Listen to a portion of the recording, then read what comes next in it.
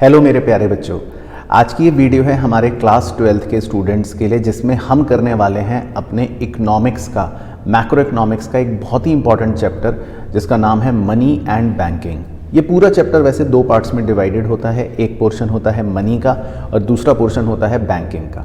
तो पहले हम मनी और फिर उसके बाद बैंकिंग दोनों को अच्छे से कवर करने वाले हैं। बाकी हमारे चैनल पर लगातार वीडियोस आ रही हैं जो आपकी तैयारी बहुत अच्छे से करवा देंगी। बस आपको एक ही काम करना है कि चैनल से जुड़ जाना है, एक भी वीडियो मिस ना हो जाए और सारी वीडियो अपडेट्स आप तक बिल्कुल टाइमली पहुंचे, उसके लिए आपको चैनल सब्सक्राइब करना बहुत ज़्यादा ज़रूरी है। बाकी वीडियो के नीचे मुझे कमेंट करके बताना कि आपको लेक्चर कैसा लगा, या कोई भी डाउट अगर है तो वो भी मुझे कमेंट करके नीचे बता सकते हो। चलिए तो चैप्टर शुरू करते हैं, मनी एंड बैंकिंग। इसमें सबसे पहले शुरुआत होती है मनी टॉपिक से। अब मनी का क्या मतलब है? देखो, मनी का मतलब है सिंपल, कुछ भी, anything that is generally accepted as medium of exchange, यानी कि जिसके माध्यम से आप एक तरह से एक्सचेंज कर सकते हो किसी भी उस चीज़ को हम मनी कह सकते हैं। अब मनी जो है उसने बार्टर सिस्टम की प्रॉब्लम को सबसे पहले दूर करा। अब बार्टर सिस्टम क्या होता है सर? बार्टर सिस्टम बेसिकली पुराने ज़माने में एक CC यानी कि कमोडिटी टू कमोडिटी इकोनॉमी होती थी, उसको बोलते हैं, जिसमें दो व्यक्ति आपस में गुड्स को एक्सचेंज किया करते थे। अब गुड्स को एक्सचेंज करने के टाइम पर बहुत सी प्रॉब्लम्स आया करती थी, जैसे डबल कोइंसिडेंस ऑफ वांट्स, यानी कि आपके पास जो चीज़ है वो मुझे चाहिए और मेरे पास जो चीज़ है वो आपको चाहिए। अब ऐसे दो लोगों की मुलाकात हो पाना कितना बड़ा इत्तेफाक है। तो इस तरह की प्रॉब्लम्स होती थी बार्टर के अंदर, जो धीरे धीरे मनी के आने से दूर हो गई।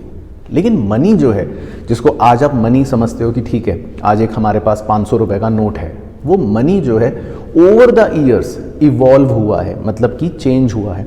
तो हमें उसका इवोल्यूशन पता होना चाहिए कि मनी कैसे कैसे कैसे कैसे इवॉल्व हुआ। तो देखो, पहली कहानी तो थी बार्टर सिस्टम की, यानी कि जिसमें गुड्स के बदले गुड्स को एक्सचेंज करते थे। फिर उसके बाद जब मनी का थोड़ा सा रूप बदला तो धीरे धीरे सबसे पहले कमोडिटीज़ बनी मनी का रूप, यानी कि आपको अगर कुछ भी खरीदना है या आपको अगर मनी लेना है तो किस फॉर्म में मनी मिलेगा?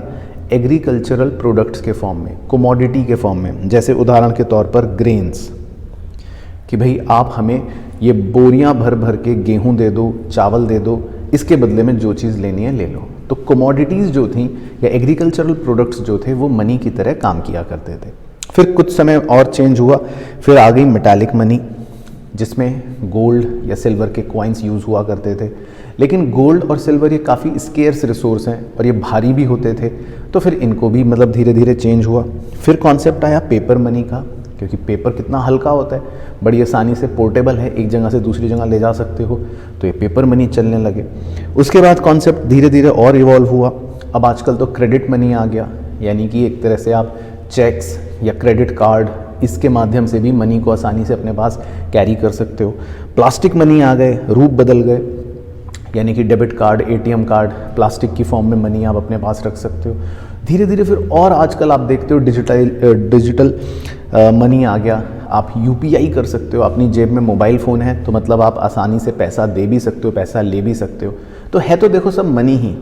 अब मनी इसीलिए अलग अलग रूपों में इवॉल्व हुआ है ओवर द ईयर्स, तो इस चीज़ को बोलते हैं इवोल्यूशन ऑफ मनी, है ना। अब मनी जो है वो बार्टर सिस्टम जो था उसको हटाकर एक तरह से इवॉल्व हुआ। तो बार्टर सिस्टम क्या था, जो मैंने आपको यहाँ पर थोड़ा सा बताया कि जिसमें हम गुड्स के बदले में गुड्स को एक्सचेंज किया करते थे, है ना। यहाँ पर मनी का कोई भी यूज़ नहीं होता था। लेकिन बार्टर सिस्टम में कुछ दिक्कतें थी, जैसे क्या, वो देखते हैं। देखो, पहला तो था lack of double coincidence of wants, यानी कि दो लोग जिनको सेम टाइम पर वही दो सेम चीज़ें चाहिए जो एक दूसरे के पास हो, कितना बड़ा इत्तेफाक है। हो सकता है आपको अभी पेन की ज़रूरत हो और मेरे पास पेन है, और मुझे इस समय एप्पल की ज़रूरत हो और आपके पास एप्पल हो, और हम दोनों की मुलाकात हो और हम दोनों बातें करें, तो मैं बोलूं कि बच्चों मुझसे एप्पल ले लो या मुझे एप्पल दे दो और ये पेन आप ले लो। तो मतलब इस तरह का कॉन्सेप्ट हो पाना बहुत ही कोइंसिडेंस होता था। तो ये एक बहुत बड़ी प्रॉब्लम होती थी बार्टर के अंदर। दूसरा होता था lack of common measure of value. अब आज हर चीज़ मनी की टर्म्स में हम मेजर कर सकते हैं कि सर हमें एक शूज़ खरीदने, पेयर ऑफ शूज़, तो सर 1000 रुपी, सर आज हमें शर्ट खरीदनी है 500 रुपी, सर हमें एक पेन खरीदना है 50 रुपी। तो हर चीज़ मनी की टर्म्स में मेजर हो सकती है। लेकिन जब बार्टर सिस्टम होता था तो मनी तो होता नहीं था। अब पता चला मैं आपसे आपका हॉर्स ले रहा हूँ, घोड़ा, और बदले में आपको बोल दूँ कि ये लो बच्चों मेरा पेन ले लो। तो कितना मतलब एक कह सकते हैं कि सेम पैरामीटर नहीं है चीज़ों का। घोड़े के बदले में, इतने महंगे घोड़े के बदले में मैं आपको ये पेन दे रहा हूँ सस्ता सा। तो तब पुराने ज़माने में बार्टर में ये प्रॉब्लम आती थी, कोई स्टैंडर्ड यूनिट नहीं होता था। तीसरी प्रॉब्लम आती थी वेल्थ को स्टोर करने में। जैसा मैंने बताया, गुड्स जो होते हैं वो ओवर द ईयर्स अपनी वैल्यू गंवा देते हैं, क्योंकि अगर आप एग्रीकल्चरल प्रोडक्ट्स अपने पास रखोगे तो वो शायद ख़राब हो जाएंगे, या किसी और तरह का सामान अपने पास रखोगे उसको स्टोर करने में दिक्कत आएगी। तो वेल्थ कैसे आप generation to generation pass on कर पाओगे, बड़ी प्रॉब्लम थी बार्टर के अंदर। तो ये एक समस्या रहती थी। इसके अलावा इंडिविजिबिलिटी, कई बार प्रोडक्ट्स ऐसे होते थे जिसको आप डिवाइड ही नहीं कर सकते स्मॉलर यूनिट्स में। अब अगर मान लो मैं आपसे कोई एनिमल एक्सचेंज कर रहा हूँ तो आप ये तो कर ही नहीं पाओगे कि सर एक टांग आज ले लो, दूसरी टांग परसों ले लेना, तीसरी टांग 4 दिन बाद ले लेना। अब पूरा का पूरा प्रोडक्ट या तो आज मिलेगा या नहीं तो नहीं मिलेगा। मनी में ये प्रॉब्लम नहीं होती, मनी को आप इंस्टॉलमेंट में दे सकते हो, ले सकते हो। तो बार्टर में ये भी प्रॉब्लम होती थी। इसके अलावा क्रेडिट पेमेंट्स यानी कि डेफर्ड पेमेंट्स, ये भी दिक्कत होती थी बार्टर के अंदर। अब बार्टर में तो क्या है, गुड्स के बदले गुड्स मिलना ही चाहिए, आज ही मिलेगा तभी फ़ायदा है। अब फ्यूचर में तो कोई पेमेंट का कॉन्सेप्ट ही नहीं होता था बार्टर के अंदर। तो ये 5 दिक्कतें ऐसी होती थी बार्टर सिस्टम के अंदर जो पुराने ज़माने में बहुत ज़्यादा फेस करते थे लोग। तो फिर इसीलिए धीरे धीरे बार्टर सिस्टम ख़त्म हुआ और फिर धीरे धीरे मनी जो है वो और ज़्यादा इवॉल्व होना शुरू हो गया, है ना। तो इसीलिए बार्टर वॉज इनएफिशिएंट कहा जा रहा है, led to the invention of money. ठीक है, चलो अब मनी की कुछ डेफिनेशंस अलग अलग ऑथर्स ने दी हैं। ये वैसे आपको लर्न करने की ज़रूरत नहीं है, जस्ट एक नॉर्मल समझने के लिए है।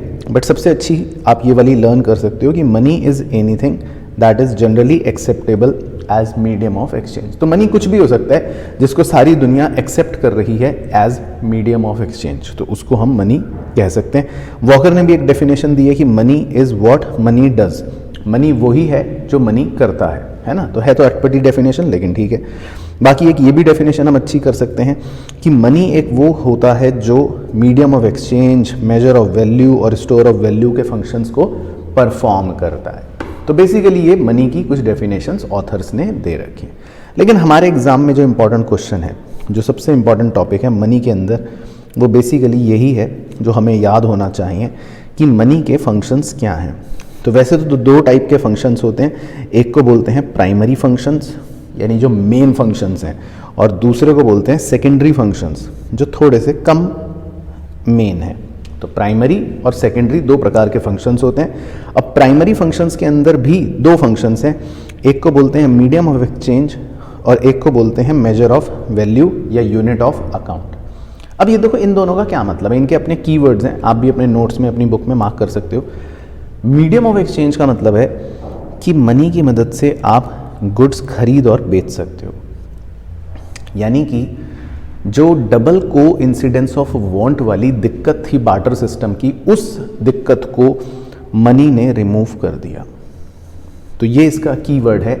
कई बार एग्जाम में क्वेश्चन पूछ लेता है कि किस फंक्शन ने बार्टर सिस्टम के डबल कोइंसिडेंस ऑफ वांट वाली दिक्कत दूर करी, तो हम कहते हैं medium of exchange. Medium of exchange का हिंदी में मतलब होता है कि ये माध्यम है एक्सचेंज करने का, तो मनी की मदद से आप आसानी से एक्सचेंज कर सकते हो।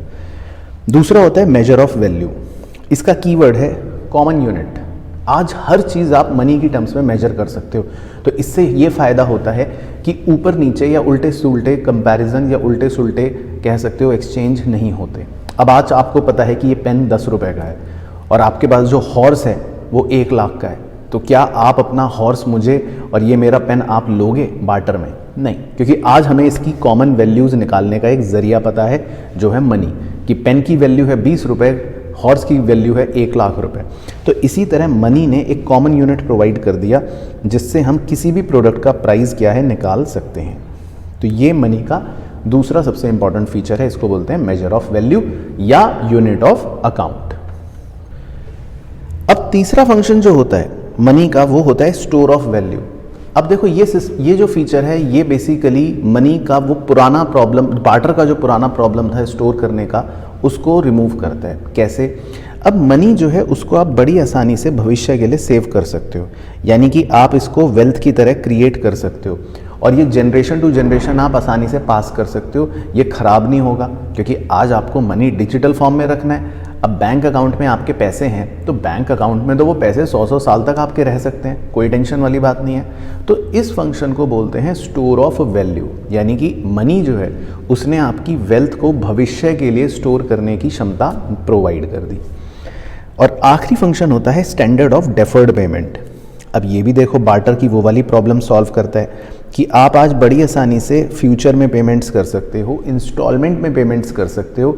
आज बैंकों का, कैपिटल मार्केट्स का जो इवोल्यूशन हुआ है वो मनी के इसी फंक्शन की वजह से हुआ है। अगर मनी ना होता तो हम कैसे बैंकों से लोन लेते, कैसे फिर क्रेडिट पर पेमेंट्स होती, कैसे इंस्टॉलमेंट्स में पेमेंट होती। तो इस फंक्शन को बोलते हैं स्टैंडर्ड ऑफ डेफर्ड पेमेंट। तो ये भी मनी का एक बड़ा इंपॉर्टेंट फंक्शन है। ठीक है, तो जल्दी से कोड से याद कर लेते हैं। मनी के एक फंक्शन है प्राइमरी, एक है सेकेंडरी। प्राइमरी में दोनों एम से स्टार्ट होंगे, मीडियम ऑफ एक्सचेंज और मेजर ऑफ वैल्यू, और सेकेंडरी में दोनों एस से स्टार्ट होंगे, स्टोर ऑफ वैल्यू और स्टैंडर्ड ऑफ डेफर्ड पेमेंट। ठीक है, बाकी एक फंक्शन और है वो लिखने के लिए लिख सकते हैं, इसको बोलते हैं transfer of value. Transfer of value basically होता है कि आज आप मनी की मदद से बड़ी आसानी से एक जगह से दूसरी जगह परचेजिंग पावर को ट्रांसफर कर सकते हैं। अब आपका दोस्त मुंबई में बैठा है, आप दिल्ली में बैठे हो, आपने बड़ी आसानी से वैल्यू ट्रांसफ़र कर दी, यूपीआई ट्रांसफ़र कर दिया। तो बस मनी का ये भी एक फंक्शन आज के ज़माने में बड़ा ही मज़ेदार है। अच्छा, अब मनी के अंदर एक और टॉपिक इंपॉर्टेंट है जो एग्ज़ाम में हमसे पूछ लेता है कि मनी सप्लाई किसे कहते हैं और इसके क्या क्या मेजर्स होते हैं। तो देखो, मनी सप्लाई का कॉन्सेप्ट तो बहुत ईजी है। मनी सप्लाई का मतलब है कि जो देश की जनता है, पब्लिक, उसके पास at a particular point of time कितना मनी का स्टॉक है ना। तो ये एक स्टॉक कॉन्सेप्ट होता है, पहली बात तो ये। और इसमें हमें गवर्नमेंट का और बैंकों का जो मनी है उनको कंसीडर नहीं करना। ये बात आपको ब्लू कलर में इधर हाईलाइट होते हुए नजर आएगी, क्योंकि गवर्नमेंट और बैंकों को माना जाता है कि ये तो मनी के प्रोड्यूसर्स हैं और हम यहाँ पर मनी के प्रोड्यूसर्स की बात नहीं कर रहे, हम बात कर रहे हैं जो मनी के कंज्यूमर्स होते हैं, या मतलब जो मनी यूज़ कर रहे हैं। मनी को बनाने वाले नहीं, तो हमें गवर्नमेंट और बैंक ये दोनों तो मनी बनाते हैं, तो इनको नहीं कंसिडर करना। हाँ, आम जनता हो गई, हम जैसे लोग हो गए, फर्म्स हो गई, जो मनी यूज़ कर रहे हैं, उनके पास कितना पैसा है, उनके पास कितना स्टॉक ऑफ मनी है, उसको बोलते हैं मनी सप्लाई, है ना। अब इसको मेजर कैसे करते हैं?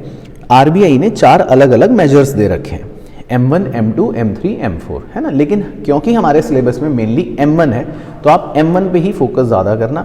M1 को बोलते हैं नैरो मनी। क्यों बोलते हैं? क्योंकि M1 के अंदर ना हर तरह का मनी हम इंक्लूड नहीं करते।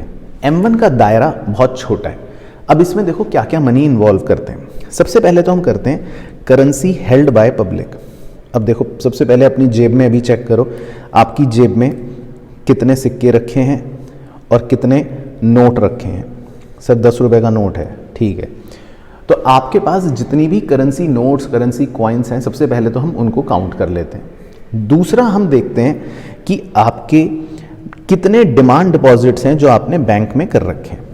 अब डिमांड डिपॉजिट्स का मतलब होता है सिंपल सरल भाषा में चेकेबल डिपॉजिट्स, यानी कि हमें एफडी को कंसिडर नहीं करना, फिक्स्ड डिपॉजिट्स को कंसिडर नहीं करना। क्योंकि फिक्स्ड डिपॉजिट को इसलिए कंसिडर नहीं करना, वो भी लॉजिक है, क्योंकि एफडी में अगर आपने कुछ पैसा रख रखा है तो वो तो 5 साल के लिए, 10 साल के लिए लॉक हो गया, उसको आप तुरंत थोड़ी ना यूज़ कर सकते हो। क्योंकि बैंक में अगर एफडी में पैसे रखे हैं आपने फिक्स्ड डिपॉजिट में, तो वो तो एक तरह से बस बैंक में जमा हो गए, लेकिन यूज़ तो कर नहीं सकते अभी। तो नैरो मनी जो कहता है, M1 जो लेता है, वो सिर्फ लेता है डिमांड डिपॉजिट्स, यानी कि ऐसा मनी जिसको आप तुरंत इस्तेमाल कर सकते हो, जिसको बोलते हैं चेकेबल डिपॉजिट्स, यानी कि बड़ी आसानी से आप निकाल सकते हो, जमा कर सकते हो। तो डिमांड डिपॉजिट्स जो होते हैं बैंकों में, उसको कंसिडर करता है। और इसके अलावा आरबीआई के पास भी कुछ अदर डिपॉजिट्स, कुछ एनबीएफसीज रखते हैं, उनको भी M1 के अंदर कंसिडर किया जाता है। इसकी डिटेलिंग इंपॉर्टेंट नहीं, इसलिए मैं भी इसमें ज़्यादा नहीं जा रहा। लेकिन हाँ, आरबीआई के पास आम जनता तो डिपॉजिट नहीं कर सकती, पर कुछ पर्टिकुलर डिपॉजिट्स होते हैं जिनको नाम दे दिया अदर डिपॉजिट्स विद आरबीआई। तो शॉर्ट में 3 चीज़ें लर्न कर लो कि इसका फॉर्मूला बन गया M1 का C plus DD plus OD।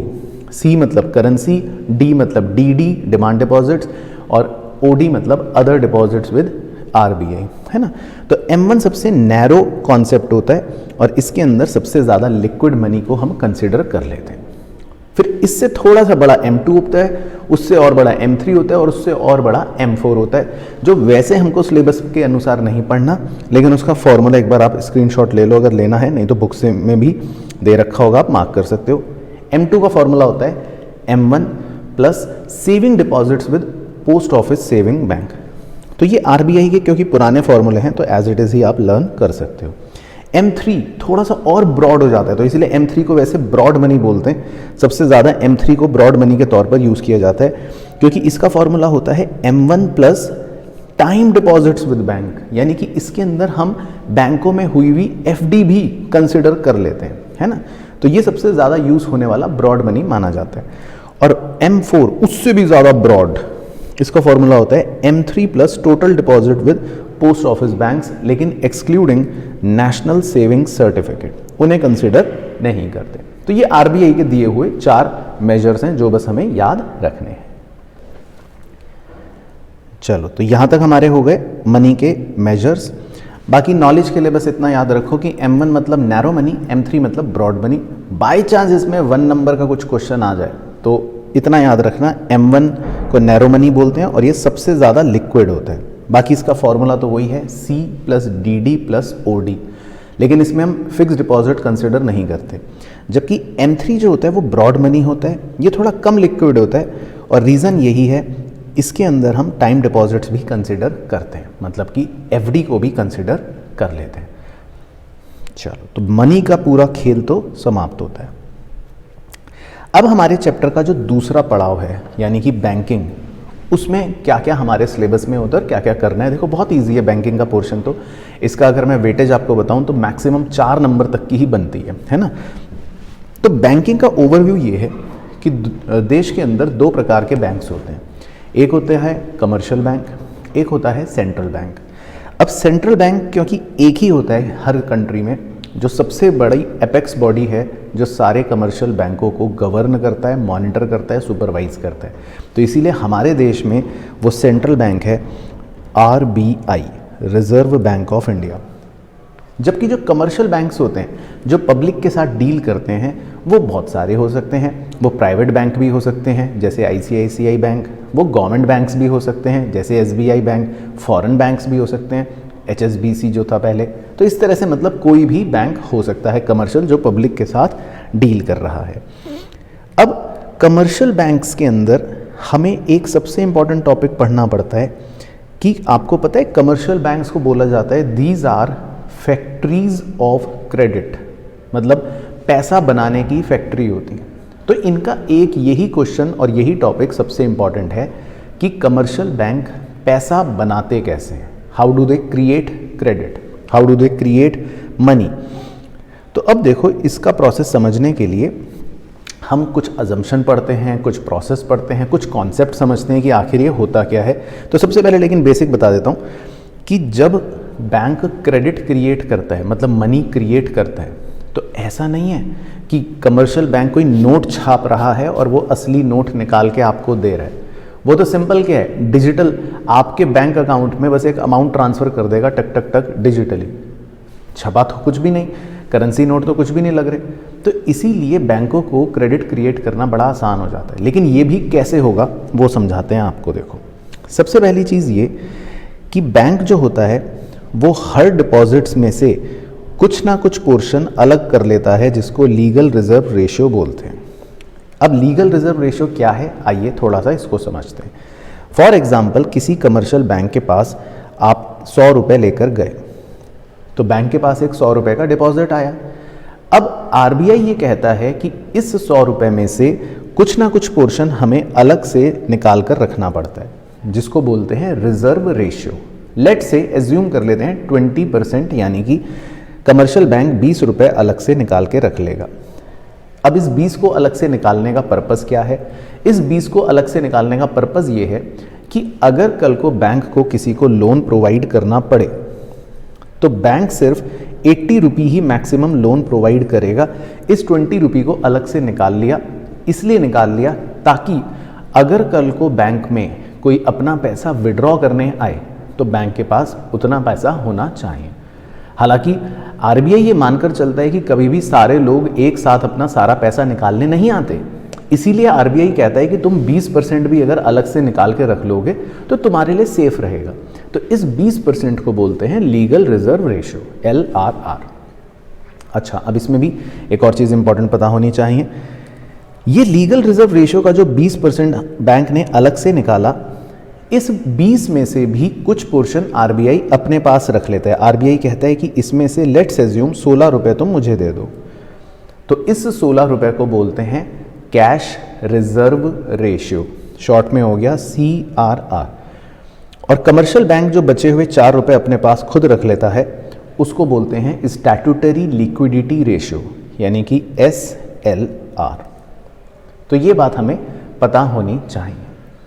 अब ये जो स्टैट्यूटरी लिक्विडिटी रेशियो है, इसमें लिक्विडिटी वर्ड आ रहा है, इसका भी सिग्निफिकेंस है, क्योंकि बैंक अगर ये 4 रुपये अपने पास रखता है तो उसको ये 4 रुपये अपने पास लिक्विड एसेट्स के ही फॉर्म में रखने पड़ेंगे। और लिक्विड एसेट्स का मतलब होता है या तो वो कैश रख सकता है, या फिर वो गोल्ड रख सकता है, या फिर वो अनएनकम्बर्ड अप्रूव्ड सिक्योरिटीज़ के फॉर्म में रख सकता है, यानी कि किसी भी गवर्नमेंट बेस्ड सिक्योरिटी में रखेगा जो बिल्कुल फ्री फ्रॉम एनी चार्ज या फ्री फ्रॉम एनी लियन हो। तो इसीलिए इसमें लिक्विडिटी वर्ड का भी इंपॉर्टेंस है, यानी लिक्विड एसेट्स के फॉर्म में ही ये 4 रुपये रखे जाएंगे। चलो, तो खैर, तो LRR हो गया जो पोर्शन बैंक अलग रखता है, और रिमेनिंग 80 रुपये ही वो लोन के तौर पर दे सकता है।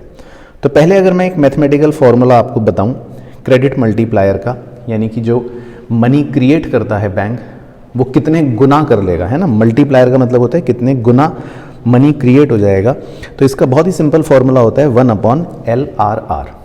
तो जैसे मैंने अपने एग्जाम्पल में LRR लिया 20%, तो अगर इसको छोटा सा मैथमेटिकली सॉल्व करके दिखाऊं, 1/20% अगर आप सॉल्व करते हो तो 1/20% में परसेंट को ओपन कर दोगे तो 20/100 बन जाएगा, 100 ऊपर चला जाएगा, 20 नीचे ही रह जाएगा, तो ये आ गया 5। तो इस 5 का मतलब है मनी मल्टीप्लायर 5 गुना है। अब बच्चा कहता है 5 गुना, इसका क्या मतलब है? इस 5 गुना का मतलब ये है कि अगर बैंक में 1 रुपये का डिपॉजिट आता है तो बैंक के पास इतनी ताकत है कि वो उस 1 रुपये को 5 गुना बना देगा। यानी कि सिंपल मैथमेटिक्स समझे तो बैंक 1 रुपये को 5 रुपये में कन्वर्ट कर सकता है, तो उसने मनी क्रिएट कर दिया। तो ये मतलब होता है कि अगर बैंक में 1 रुपये का डिपॉजिट आएगा तो टोटल मनी इकोनॉमी में 5 रुपये क्रिएट हो जाएंगे। तो मल्टीप्लायर का मतलब है कितने गुना मनी बन सकता है। तो 5 टाइम्स यहाँ पर मनी क्रिएट हो सकता है। अब इसी क्रेडिट क्रिएशन के पूरे प्रोसेस को अगर हम समझें तो एक छोटे से एग्जाम्पल से समझा लेते हैं। मान लेते हैं बैंक के पास टोटल 1000 रुपये सबसे पहले आए, इनिशियल डिपॉजिट है 1000 और LRR है 20%, वही हमारे एग्जाम्पल में, यानी कि मल्टीप्लायर है 5 टाइम्स। तो बहुत ही सिंपल मैथमेटिक्स हो गई। वैसे तो अगर आप सोचो, अगर बैंक में 1000 रुपये इनिशियली आते हैं और 5 गुना वो मल्टीप्लाई हो सकता है, तो आपको पता है टोटल मनी कितना बन जाएगा? 5000 रुपये। अब ये कैसे बनता है, इसके पीछे भी एक मैथमेटिकल प्रोसेस है, या इनफैक्ट मैथमेटिकल फॉर्मूला है। जो बच्चे मैथ्स पढ़ते हैं वो शायद जानते होंगे, एक ज्योमेट्रिक प्रोग्रेशन नाम की चीज़ होती है, जिसमें अगर हम सम ऑफ जीपी सीरीज इनफाइनाइट वाली उसका फॉर्मूला अप्लाई कर दें तो भी ये 5000 हम निकाल सकते हैं। तो ये it is a mathematical derived formula only, जिसको अगर मैं यहाँ पर दिखाने की कोशिश करूँ इस प्रोसेस के माध्यम से कि भाई सबसे पहले अगर 1000 रुपये बैंक के पास आए तो उस 1000 में से 20% यानी 200 तो बैंक अलग रख लेगा और सिर्फ 80% ही लोन के तौर पर देगा, यानी 800। अब प्रोसेस ये होता है कि जिस भी आदमी को 800 रुपये का लोन मिला वो कुछ ना कुछ पेमेंट करेगा 800 रुपये में, और हम ये एज्यूम करते हैं कि इकोनॉमी में सारी पेमेंट्स बैंक के माध्यम से ही होते हैं और सारे देश में एक ही बैंकिंग सिस्टम है। तो यानी घूम फिर के वो जो 800 रुपये स्पेंड करेगा वो 800 रुपये किसी ना किसी बैंक में किसी ना किसी डिपॉजिट के फॉर्म में ही आ जाएंगे राउंड 2 के अंदर। तो बैंक में एक और डिपॉजिट 800 रुपये का कहीं ना कहीं घूम के आ जाएगा, और जैसे ही बैंक के पास 800 रुपये आए तो बैंक दोबारा से इसका 20% अपने पास अलग रख लेगा, यानी 160, और इस 800 में से 80% यानी कि 640 किसी और को लोन के तौर पर दे देगा। तो बेसिकली ये प्रोसेस चलता रहता है, उसी लोन को वापस से घुमाकर बैंक डिपॉजिट में ले आएगा या वो वापस से पैसा घूम के डिपॉजिट में आ जाएगा एंड प्रोसेस गोज ऑन। तो जब हम ये सारे डिपॉजिट्स जोड़ेंगे 1000 प्लस 800 प्लस 640 प्लस 512 प्लस, अब ये करते करते करते करते इन्फिनिटी तक जोड़ेंगे, तो ये एक सम ऑफ इनफाइनाइट जीपी सीरीज का फॉर्मूला आप लगाकर इसको सॉल्व कर सकते हो, जिसका फॉर्मूला होता है मैथमेटिक्स में तो a यानी कि पहली term upon 1 minus r, r का मतलब होता है कॉमन रेशियो, यहाँ पर कॉमन रेशियो है 0.8। तो अगर आप सॉल्व भी करोगे मैथमेटिकल फॉर्मूला लगा के, तब भी मज़ेदार बात यह है कि आंसर आपका 5000 ही आ जाएगा। तो कहने की बात यह है कि बैंक में अगर 1 रुपये आता है तो बैंक उसको 5 गुना डिपॉजिट बना देता है। तो अगर बैंक में 1000 रुपये आया तो बैंक उसको 5000 रुपये बना देगा। और 5000 रुपये का मतलब है कि अगर मैं नए मनी की बात करूं तो 4000 रुपये नया मनी क्रिएट हो गया। नया मनी मतलब कि 1000 रुपये इनिशियली था, टोटल बन गए 5000, दैट मीन्स न्यू वॉज 4000। तो ये बैंकों का पूरा क्रेडिट क्रिएशन का प्रोसेस होता है। तो इस पर आपसे कभी कभी क्वेश्चन पूछ भी लेता है और इसकी एक्सप्लेनेशन आपको सेम लिखनी पड़ती है और ये प्रोसेस दिखाना पड़ता है। तो ये होता है कमर्शियल बैंकों का क्रेडिट क्रिएशन।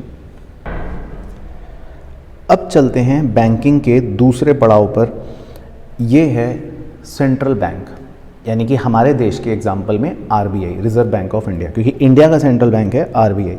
हर देश का एक सबसे बड़ी मॉनेटरी अथॉरिटी होती है जो पूरे बैंकिंग और मॉनेटरी सिस्टम को सुपरवाइज करती है, उसको बोलते हैं सेंट्रल बैंक, है ना। अब सेंट्रल बैंक जो होता है वो किसी भी देश की अगर मैं बात करूं तो मॉनेटरी पॉलिसी बनाने का, करेंसी नोट्स छापने का, कमर्शियल बैंकों को कंट्रोल करने का, या इकोनॉमी में कितना पैसा रोटेट होगा यानी मनी सप्लाई रखने का जिम्मेदार रहता है। अब इन्हीं से रिलेटेड हमारे लिए इसीलिए सेंट्रल बैंक के फंक्शंस पढ़ना बहुत ज़रूरी है और ख़ासकर इसको यूनिफॉर्मली बोला जाता है क्रेडिट कंट्रोल। यानी कि कमर्शियल बैंक जो थे वो तो क्रेडिट क्रिएट कर रहे थे, वो तो पैसा बना रहे थे, लेकिन आरबीआई का रोल होता है उसी पैसे को नियंत्रण में रखना, उसी पैसे को कंट्रोल करके रखना। इसीलिए आरबीआई को बोलते हैं क्रेडिट कंट्रोलर।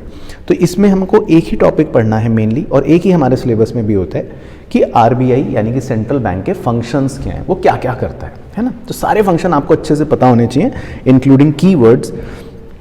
अब जैसे सबसे पहला फंक्शन तो है कि आरबीआई जो है वो करेंसी अथॉरिटी फंक्शन रखता है। इसका मतलब है कि हमारे देश के अंदर जो आरबीआई है या जो सेंट्रल बैंक है वो ही करेंसी नोट्स प्रिंट करने की अथॉरिटी रखता है, और इस सिस्टम को बोलते हैं मिनिमम रिजर्व सिस्टम। अब मिनिमम रिजर्व सिस्टम इसलिए बोलते हैं क्योंकि आरबीआई जितने भी नोट्स छापता है, जितनी भी करेंसी छापता है, वो उसके अगेंस्ट अपने पास गोल्ड या फॉरेन एक्सचेंज का रिजर्व मेंटेन करता है। ऐसा नहीं कि कितने भी नोट छाप देगा, उतना गोल्ड या उतना फॉरेन एक्सचेंज होना चाहिए। तो ये बेसिकली इसीलिए कहा जाता है मिनिमम रिजर्व सिस्टम। बाकी 200 करोड़ का ये मिनिमम रिजर्व है जो ज़रूरी है, और आरबीआई जो है वो हर प्रकार के नोट्स जो हैं वो प्रिंट करता है। बाकी 1 रुपी जो है वो अभी भी हमारी government of India he print करती है। तो खैर मुद्दे का पॉइंट यही है कि अथॉरिटी जो होती है करेंसी नोट छापने की वो मेनली आरबीआई के पास होती है। दूसरा फंक्शन होता है बैंकर टू द गवर्नमेंट।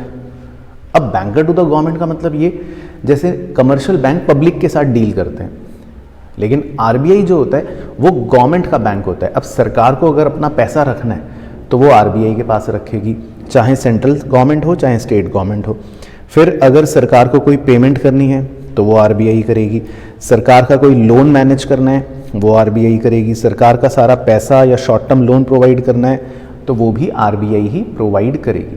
अब 1 नंबर का यहाँ पर एमसीक्यू पूछ सकता है कि जब आरबीआई सरकार को लोन देती है तो उसको क्या बोलते हैं। तो इसका एक बड़ा ही इंटरेस्टिंग शब्द है WMA, यानी कि वेज एंड मीन्स एडवांस। तो जब आरबीआई सरकार को लोन देती है शॉर्ट टर्म के लिए, उसको WMA बोला जाता है। तो बेसिकली इसको बोल दिया बैंकर टू द गवर्नमेंट। इसी तरह हम तीसरा फंक्शन कहते हैं बैंकर्स बैंक, यानी कि जितने भी कमर्शियल बैंक्स हैं उन सब कमर्शियल बैंकों को भी अगर पैसा चाहिए तो आरबीआई देती है। उन सब कमर्शियल बैंकों के भी डिपॉजिट्स आरबीआई ही एक्सेप्ट करती है। उन सब कमर्शियल बैंकों को रेगुलेट भी आरबीआई ही करती है। उन सब कमर्शियल बैंकों को सुपरवाइज भी आरबीआई ही करती है। तो इसीलिए हम कह देते हैं कि ये एक कमर्शियल बैंकों का भी बैंक है। तो फंक्शन का नाम बन गया बैंकर्स बैंक। अच्छा, क्लियरिंग हाउस फंक्शन, ये इसके अंदर क्या करता है कि एक बैंक और दूसरे बैंक को अगर आपस में चेक्स क्लियर करने हैं एक दूसरे को, तो वो भी आरबीआई क्लियर करवाता है। और बैंकिंग सिस्टम्स की फाइनेंशियल स्टेबिलिटी का ध्यान भी आरबीआई रखता है। तो ये इतने सारे मतलब पॉइंट्स आ गए बैंकर्स बैंक के अंदर।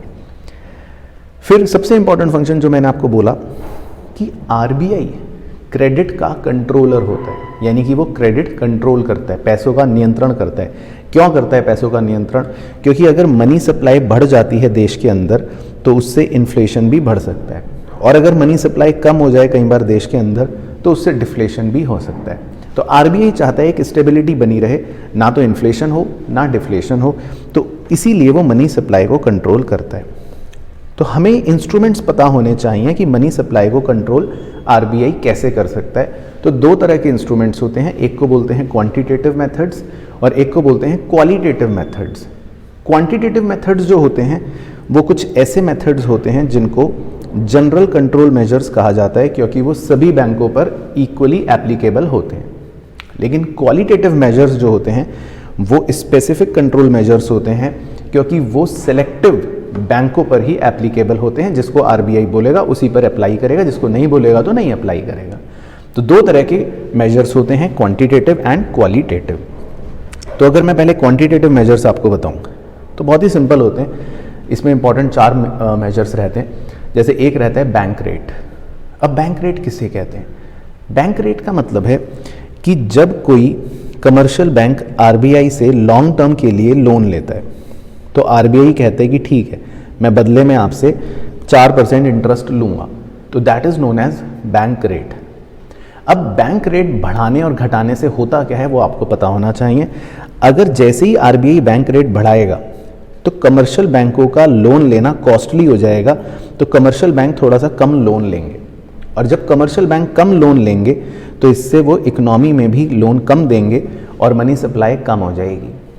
तो ये हथकंडा आरबीआई तब अपनाती है जब उसको इन्फ्लेशन कंट्रोल करना हो, मनी सप्लाई कंट्रोल करना हो। बाकी वाइस वर्सा भी कर सकती है आरबीआई अगर सिचुएशन अलग है तो। इसी तरह दूसरे होते हैं open market operations. Open market operation में आरबीआई क्या करती है? गवर्नमेंट सिक्योरिटीज या तो खरीदती है या बेचती है। अब आरबीआई ने अगर गवर्नमेंट सिक्योरिटी बेची तो इसका मतलब ये कि पैसा जो है वो कमर्शियल बैंकों से आरबीआई के पास आ जाएगा। उस वजह से कमर्शियल बैंकों को लोन देने की जो कैपेबिलिटी है वो कम हो जाएगी।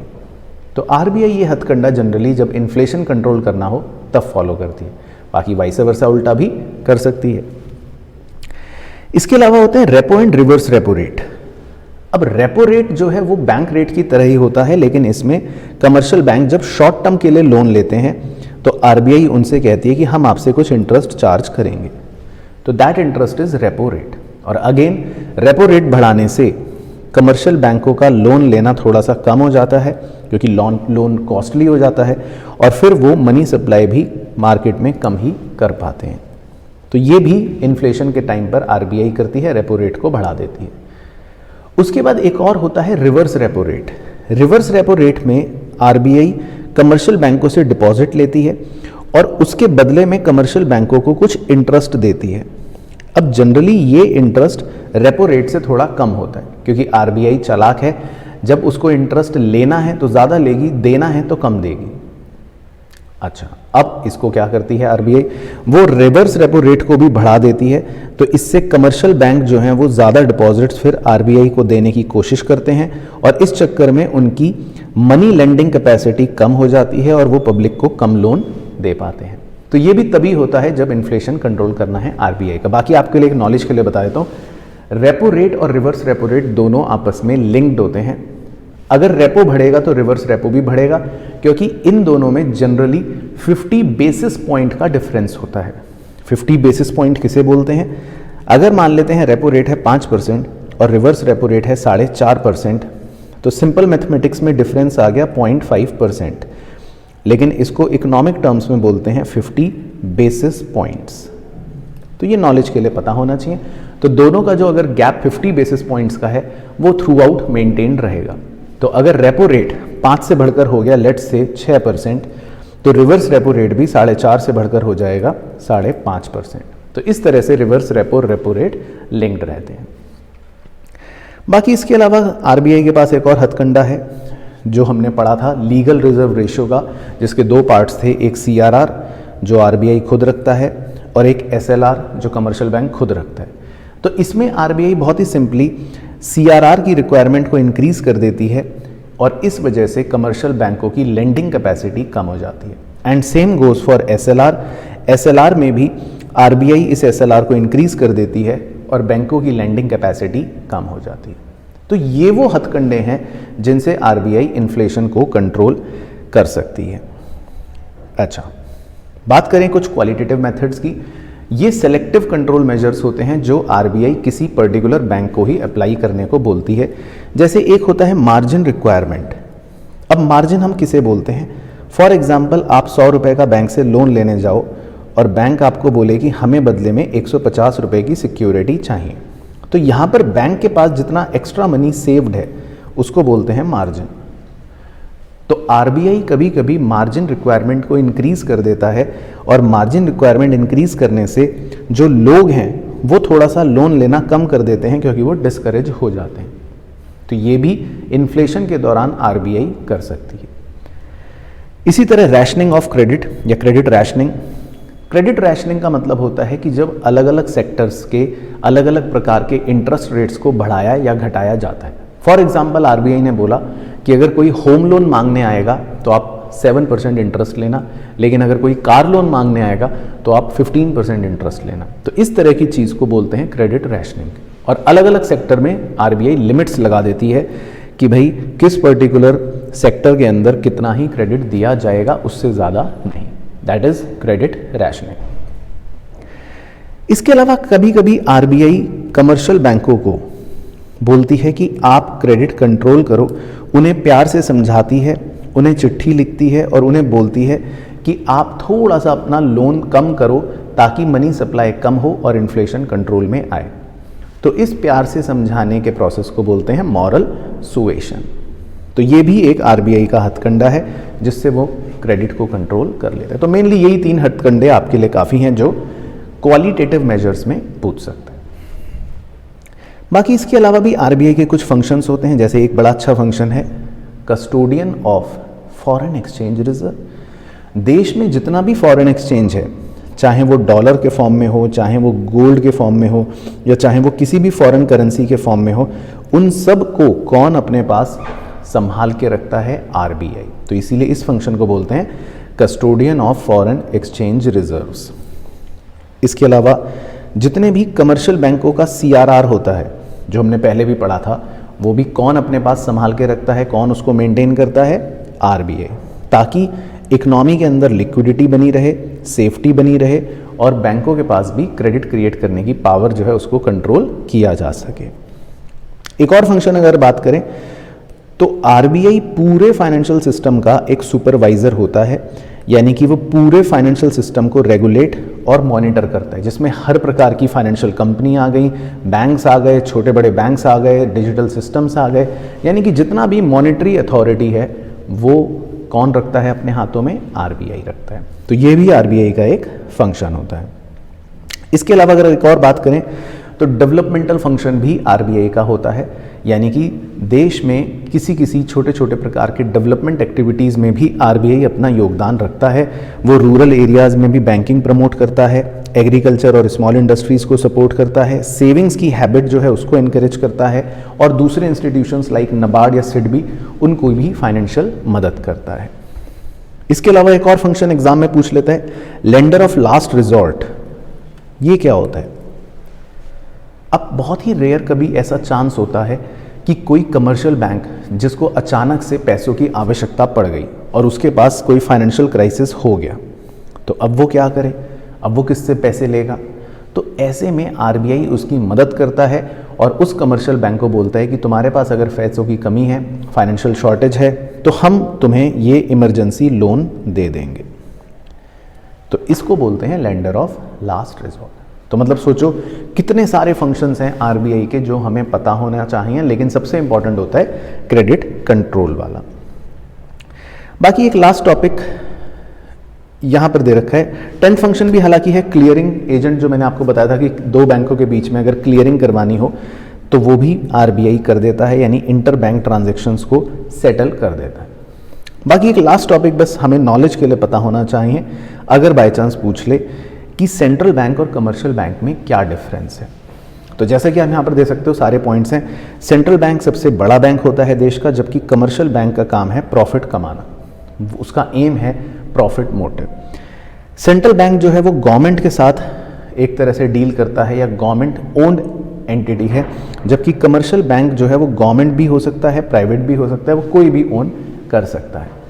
इसके अलावा आरबीआई का ऑब्जेक्टिव है पब्लिक वेलफेयर, जबकि कमर्शियल बैंक का ऑब्जेक्टिव है प्रॉफिट मोटिव। आरबीआई जो है वो पब्लिक के साथ डीलिंग नहीं करता और कमर्शियल बैंक वो पब्लिक के साथ डीलिंग करता है, पब्लिक से एक्सेप्ट करता है डिपॉजिट और पब्लिक को लोन देता है।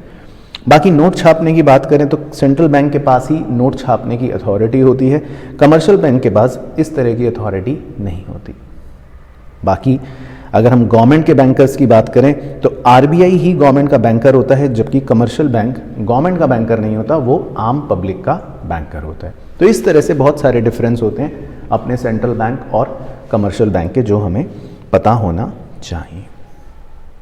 चलो, तो आई होप आपको अच्छे से मनी एंड बैंकिंग रिवाइज हो गया होगा।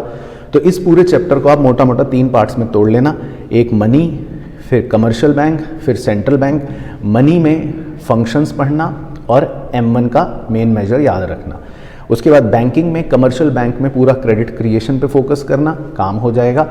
और थर्ड सेंट्रल बैंक कॉन्सेप्ट में सिर्फ सेंट्रल बैंक के सारे फंक्शंस अच्छे से पढ़ना, खासकर क्रेडिट कंट्रोल वाला। तो आई होप आपको अच्छे से क्लियर हो गया होगा मनी एंड बैंकिंग, और उम्मीद करता हूँ आपने इस वीडियो को अच्छे से देखा भी होगा। बाकी इसके अलावा कोई भी मन में डाउट हो तो आप नीचे कमेंट करके मुझे बता देना, और मुलाकात करूँगा आपसे अब नेक्स्ट वीडियो में, जिसमें हम इसी तरह एक और चैप्टर अपना अच्छे से कंप्लीट कर लेंगे।